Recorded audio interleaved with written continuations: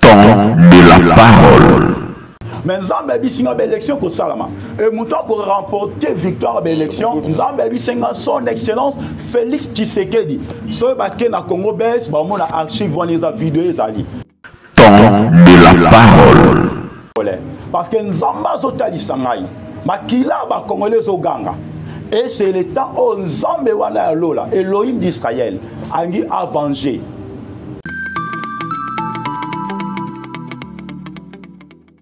De la parole. Merci Arike Banza derrière la caméra, c'est bien votre humble serviteur, l'évangéliste René Abiri, sur cette émission Temps de la parole. Et ce soir, cet après-midi, ça dépend de l'heure à laquelle vous nous suivez. Et alors, je dis un très grand merci à tous nos abonnés de Trace RDC News. Merci beaucoup également à la prophétesse Paola Nakati à Londres. Pourquoi pas dire un très grand merci à maman Céline Mujinga Wetu Yaba Céline.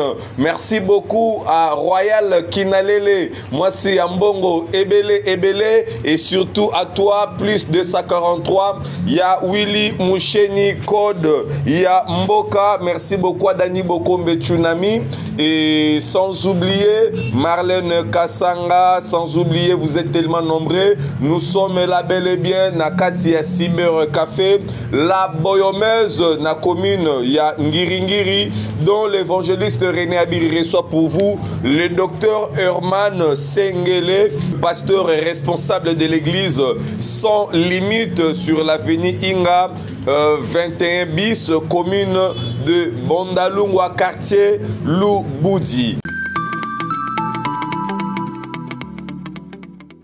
Temps de la parole. Bonjour l'homme de Dieu. Bonjour l'évangéliste Abiri. Voilà, bonne santé. Santé za bien, Nangolo Nzambe. Église des pour évoluer de... J'ai fait grâce. Merci beaucoup. Je suis le docteur Herman Sengele, l'esclave de Jésus-Christ. Église sans limite, Zamina, commune ya Bandalungwa, na 21 bis avenue Inga, quartier Lubudi. Le programme de culte chaque lundi, chaque mercredi, à partir de 18h juste, 19h30. Chaque dimanche, à partir de 9h juste, 11h juste. Pourquoi Église sans limite? Église sans limite, pourquoi sans limite? Pourquoi sans limite? Sans limite, Eza Kombo ya Nzambe Emoko. Nzambe, Yesu Masia, Adonai, Elohim d'Israël. À la limite, il y a miracle. À la limite, il y a sainteté. À la limite, il y a grandeur. À la limite, mon côté. Donc, sans limite, c'est le nom de l'Elohim d'Israël. Le nom d'Adonai Yehoshua HaMashiach Yemoko. Donc, le Dieu qui a la possibilité illimitée. Amen. Donc, ils ont dans le domaine de la médecine, où ils ont impossible, pour un docteur et pas à limité. Donc, c'est ce qu'on peut comprendre. Mais les noms sont limites. Il y a aussi un prophète au niveau, il y a côté Nabiso, il y a Njili, où une église, on lui appelle souvent le prophète de sans limite ou pasteur ou docteur de sans limite comme ça là.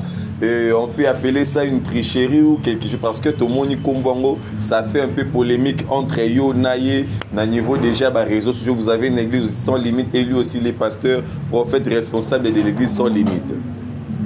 Bon, en fait, inspiration au Yakopé sa église Combo, il y a sans limite. Zambazope Sangango na 2015. Ok. En 2015, le Yesu Masia Komemanga na sie. Ok. Komemanga na sie na kacha vision. Na zomona na traversé ba mapata. Et na ko bimesika moko, ezaki na limite il y a largeur, il y a longueur. Il y a hauteur, limite des alakités. Et c'est ça l'éternité. Très bien. Et l'éternité, c'est moi-même. Lorsqu'on dit que ma grandeur n'a point de fin, il y a mon natalisio. Et à partir de ce jour, Depuis 2015, là, je n'avais pas encore bâti l'église. Nous avons dit bâtir l'église au Combo sans limite. Sans limite, et Moko Yesu Massia. Très bien. Merci beaucoup. Je rappelle, je suis avec le docteur Herman Sengele, un homme de Dieu très puissant, charismatique, qui sert son Dieu depuis sa jeunesse jusqu'au jour d'aujourd'hui.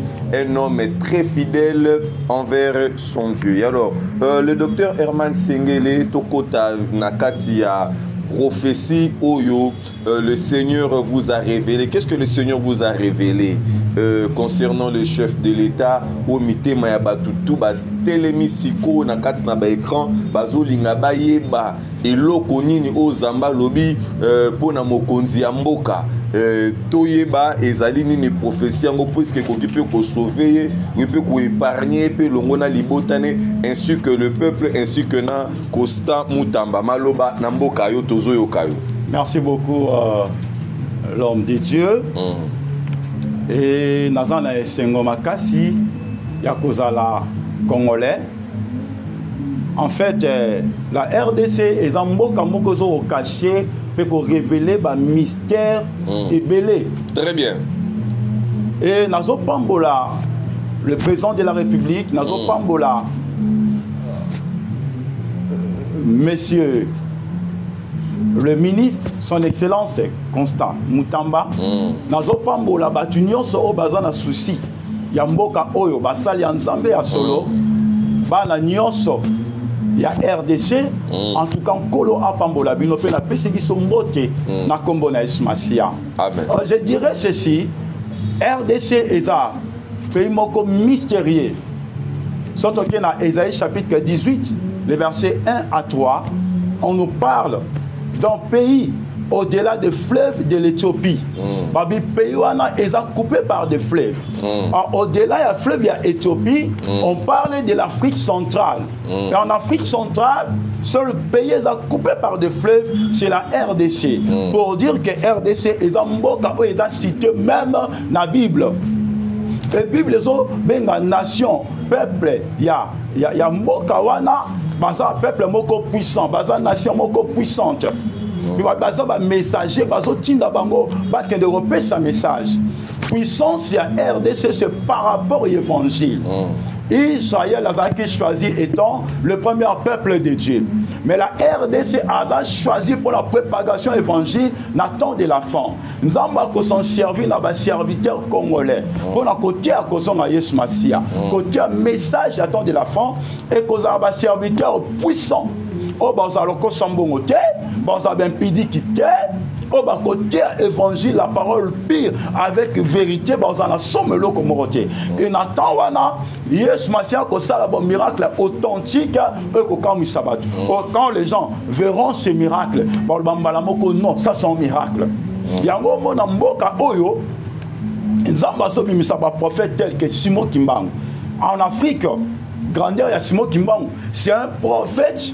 Oh yes, Massia, c'est là d'une manière incroyable. Et tu comprendre que bateau bazaki bâtiment oculaire, tant bazo kanga prophète Simon Kimbangu. Et l'autre a tchiké la Kimbangu et la Bible. Or, la Bible de Genèse, Apocalypse, nous parle du salut en Jésus-Christ. Pour dire que Simon Kimbangu était un véritable prophète de Jésus-Christ. Et quand il y a RDC, et bima, na synagogue, il y a Capernaum, mystérieusement. En 2018, quand il y a RDC, c'est Desnaki, Namapata. Pour dire que ce pays est un mystérieux. Nous avons choisi RDC pour la propagation, il y a l'évangile. Il y a un mot dans Zambie, Azoko Pesabiso, tant de messages pour ce pays. Parce que Dieu a un plan pour la Mboka Oyo. Il y a un mot dans tant autres arts, et attend aux Zambie Azoko Téléma. Pour la frapper, non union sur au Bazoko participer. Bazoko contribuer à la destruction de Mboka Oyo. Et ça va homme politique. Et ça va pasteur. On va côté la carte fétiche. On va travailler pour la détruire RDC. Et belé, Nzambe azobanda ko frapper bango. À moins que va se repentir, baluka basala Nzambe ya solo babon de la pona bango. Nabi basala Nzambe ya solo. Mais Nzambe ko frapper belé. Je vois ba ennemi, ya minene, ya mboka oyo. nous avons frappé bon balé bazo koufa. Mais nous avons frappé et belé ya ba homme politique et belé ya ba pasteur au ba zab ennemi. Il y a RDC puisque personne ne pourra détruire, ne pourra compliquer le plan de Dieu. C'est pourquoi nous devons couper sa bisso, ma message nous en bataille c'est bisso pour côté sa Mokonzamboka, côté sa ministre de la Justice, puisque son Excellence Félix Tshisekedi et son Excellence Constant Mutamba, Nzambe Aponi Bino, pour Nangela Labino a délivré RDC. Depuis l'époque, il y a président Mobutu, Dieu m'avait dit que 5 ans présents à RDC, et en attendant les Nzambe à accorder délivrance dans Mboka Oyo. Et le chiffre 5 est un chiffre à grâce. Bapota o esale que Yesu Masia kufa na croix, ils allaient 5. De na makolo, de na maboko. Est-ce que babeta ke ba 7? Na pota moko est-ce que ba tcheke mopanga et ça la 5. Alors tu dis que kufa Yesu ne et même grâce. Il y a un chiffre 5 et un chiffre à grâce. Nous avons 5 président. Et tu comprends que même le pasteur, il y a Balibanda Mboka. Bamonaka une grande étoile na RDC. Bamona une forte flamme. Et flamme wana, bamona encore RDC bisika monsieur Zati. Il y a aussi un juif. Azobisa un pasteur qui n'a mis à l'amatation. Habitango. Basonot na biso ba mataka ko kendelikolo ko sala ba voyage pour visiter ba ligne ainsi de suite. Alobi eloko moko ba mona kanjela moko le mwana Israël na RDC à part ba pyramide les histoires qu'il voit.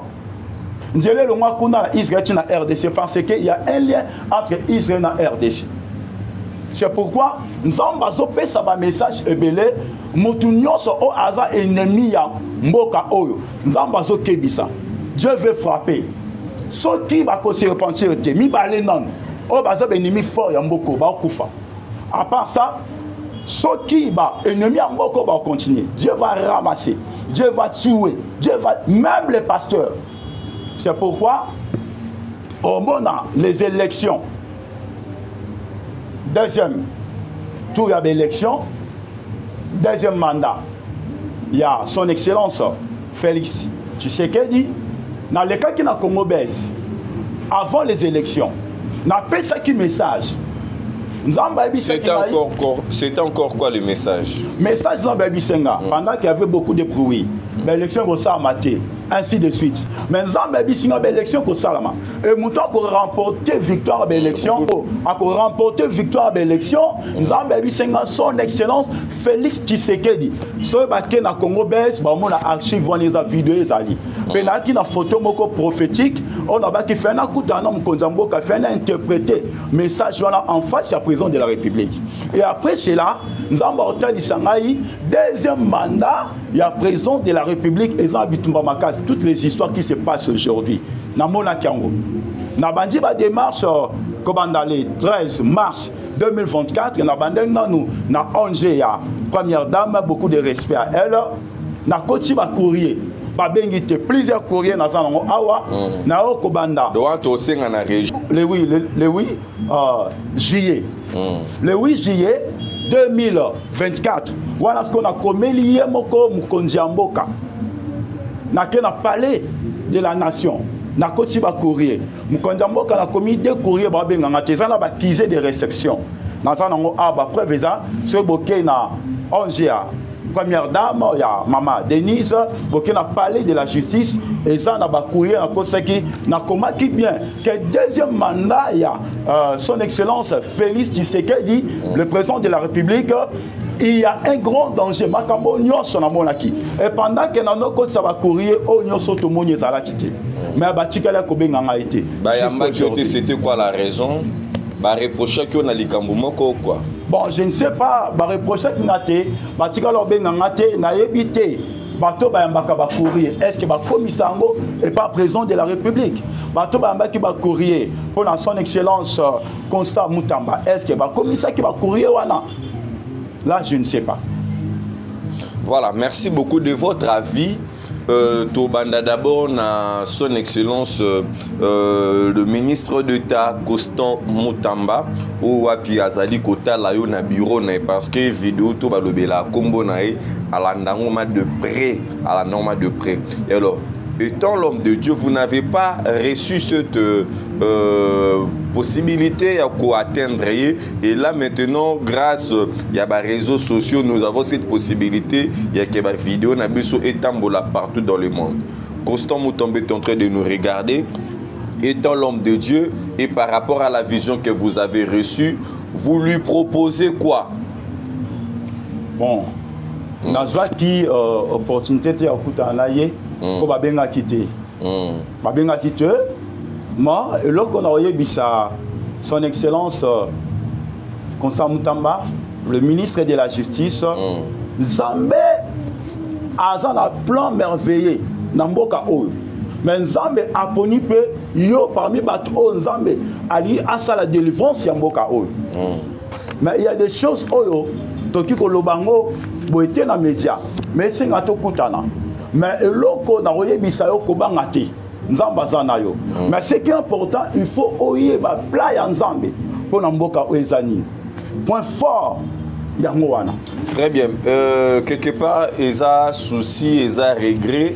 Il y a que Bayamba Kyote, ni la présidence, ni pas Maman Denise, ni pas ministre d'État Constant Mutamba. Ils allaient regret ça souci ou bien c'est trop bien on n'y est pas na yo. Bon, ils ont regret pour la négligence. Regret, quand vous avez parlé de regret, vous regrettez en fait de quoi en fait? Je vois qu'il y a une négligence. Vous savez, oui, il y a beaucoup d'hommes de Dieu dans Mboka. Mais 1 Thessaloniciens 5, le verset 20 à 21, le Bible. Ne méprisez pas le prophétie. Examinez toutes choses. Examinez toutes choses. Et retenez ce qui est bon. Lorsqu'il y a un message, il y a une prophétie. Il y a Mutuya, il faut non koyoka. Pour ceux qui bayokingate, bako examiner on pendengeni. Il faut koyoka na sima koyoka, bako bandeni baki ko sala après cette prophétie. Donc c'est que na ke koloba yango wana. Voilà, merci beaucoup et le chef de l'État Azota Layo ainsi que le public, toute la République. Mboka oyo na minutes où ils allaient traverser un moment moko très difficile où apitozomo ba ministre bazana kimiate et tozomo na yimoko le chef de l'État azana kimiate, un message de paix, un message de soutien pour que ça là et sengope kimia na Congo pe na région Mobimba. Loko na kolobana son excellence Félix Tshisekedi, le président de la République, Zala fort. Nzambe azana yo kobange lo côté et côté kamboka oyo te et pas bapaya bato baza ba ennemi o bazo ko boma peuple congolais parce que Nzamba zotalisa ngai makila ba congolais zo ganga et c'est le temps où Nzambe wana lola Elohim d'Israël angi a venger yango wana kobanga elo côté mais c'est que okiko sala zala mingi prudent yo kamingi Nzambe et o eza fort koyeba plan ya Nzambe pona mboka au Congo ezani yango nde eza point fort na yo le président de la République et Nzambe atalisaki que deuxième mandat na yo makambo nyonso na monaki ba accusé ya réception preuve na ba courrier onga la tindaki ezali yango biso to continuer toujours pour soutenir mokonzi mboka parce que Nzambe ya lolande atioyo wana et lokope ko sala ko trahir mboka te sala bolamu pona mboka oyo ce qui est passé c'est passé mais cette fois-ci quel élément Nzamba zana yo zana makanisa ko sa malamu pona mboka oyo Congo na makambo nzamba osala na mboka au Congo puisque na nzela la yonde nzamba bongisaki a délivrer mboka au Congo.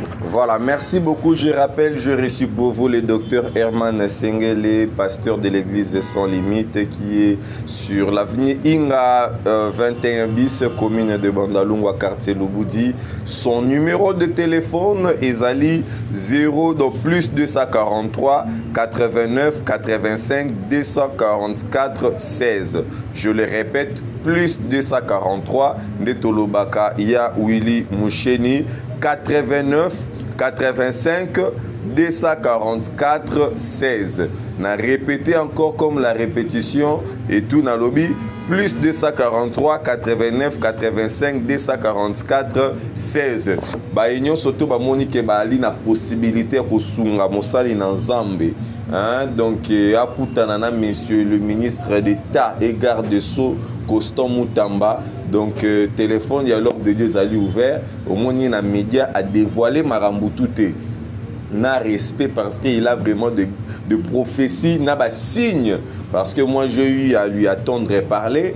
Et pour un chef de l'État aussi, non c'est na bande koto bozali na communication surtout à présidence. Au bo recevoir ba courrier. E bota la apparence c'était. Au moni ba boya et ba boya David.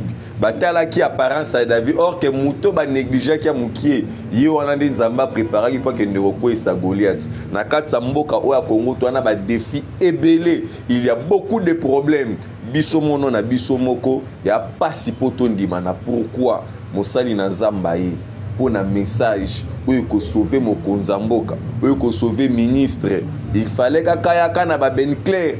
Il fallait qu'il y ait un hélicoptère de Soka Outayata Brazan des messages liés en considération. Regardez comment est-ce que le Congo est en train de négliger ses prophètes. C'est ouin.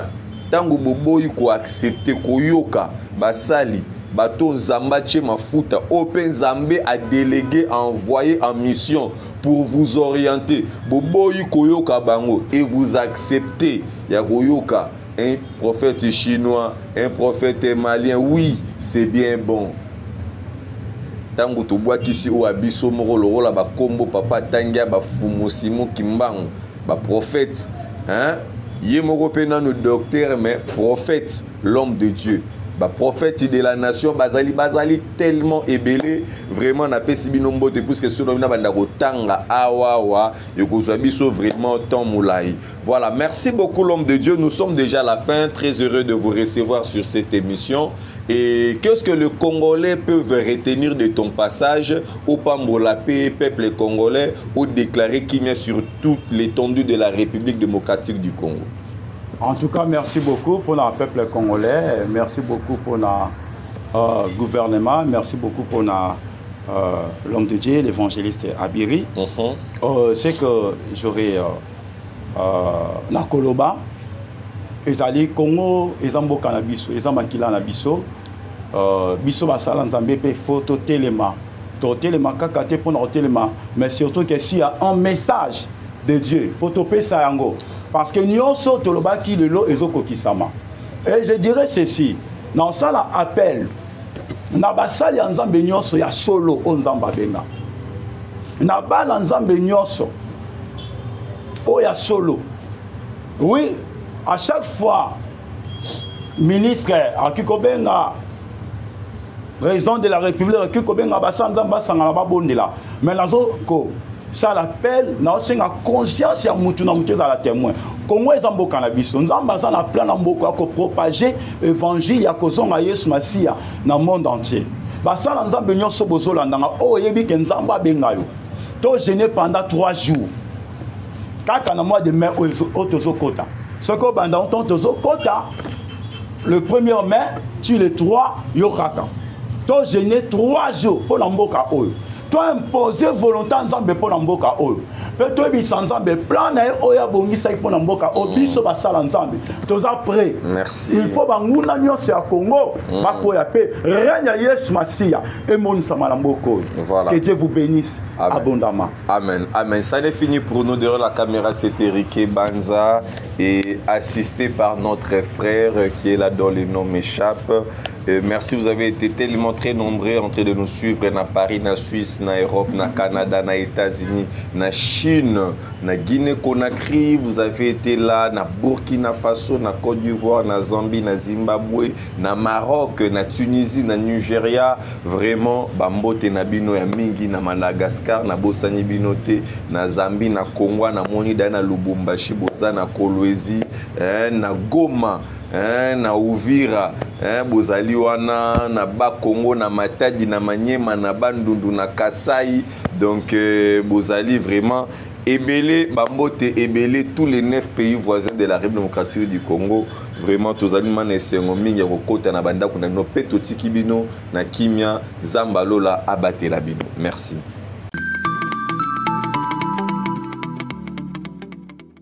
Temps de la parole.